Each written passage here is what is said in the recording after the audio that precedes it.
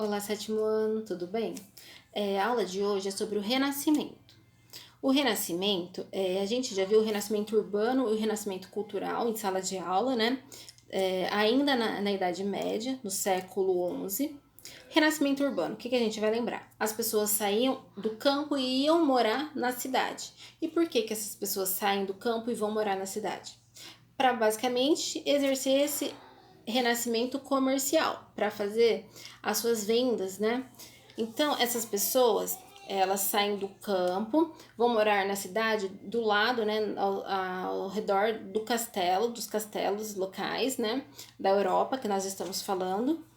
E eles fazem, ao redor do castelo, os seus burgos, né, que seriam as pequenas vilas desses comerciantes, e essas vilas eram chamadas de burgos.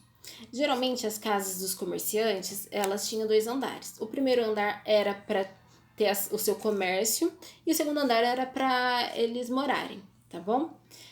Os burgueses da época, hoje a gente tem os burgueses como sendo as pessoas ricas. Os burgueses da época são, de fato, esses comerciantes que comercializam nos seus burgos, né? Então, burgos seriam essas vilas, né? Essas feiras de comércio, e os burgueses são os comerciantes locais. Nós estamos agora falando da burguesia local. Isso a gente ainda está na Idade Média, né? A gente falou em sala de aula.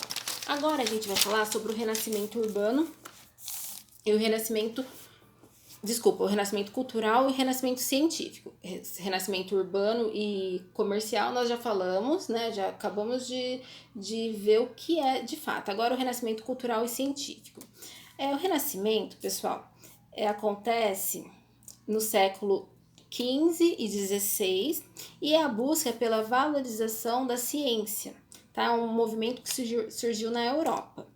O que acontece agora? Na Idade Média, as pessoas estavam pensando na igreja, no certo, no errado, na visão de céu e inferno, né?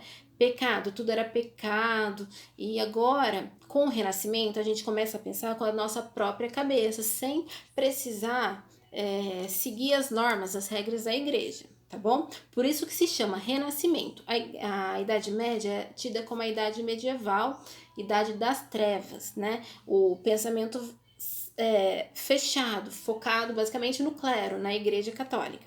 Agora, com o Renascimento, deixa-se de lado essa visão medieval e a gente remete um pouquinho à Idade Antiga, né? A Grécia, Roma, antigo, que tinha os pensadores, né? Os filósofos dessa idade. Então, o homem do Renascimento, o homem renascentista, ele quer conhecer novas ideias, novos conhecimentos, né? A aula passada a gente falou sobre as navegações, né, da Europa. Por quê? Porque o homem, ele quer expandir o seu conhecimento. Características do Renascimento, pessoal: humanismo, antropocentrismo e heliocentrismo. Humanismo, o que é? Agora, o homem, ele tem o livre-arbítrio, ele pode pensar como indivíduo, não como igreja, tá? Ele pode ter as suas escolhas próprias, tá bom? O antropocentrismo. Antropocentrismo é o homem como centro do universo, o homem como centro das suas ações. Na Idade Média era teocentrismo, Deus como centro do universo, tá? Agora, no Renascimento, a gente coloca o homem como centro, tudo bem? E o heliocentrismo, que provavelmente vocês já viram alguma aula de geografia, se não viram, vão ver. O Nicolau Copérnico diz que o Sol é o centro e os outros planetas giram ao seu redor, tá? Isso a gente vai ver em geografia, tá bom? Então, características básicas do Renascimento: humanismo, antropocentrismo e heliocentrismo. A Itália é o berço, né? Basicamente de lá que nasce esse renascimento cultural.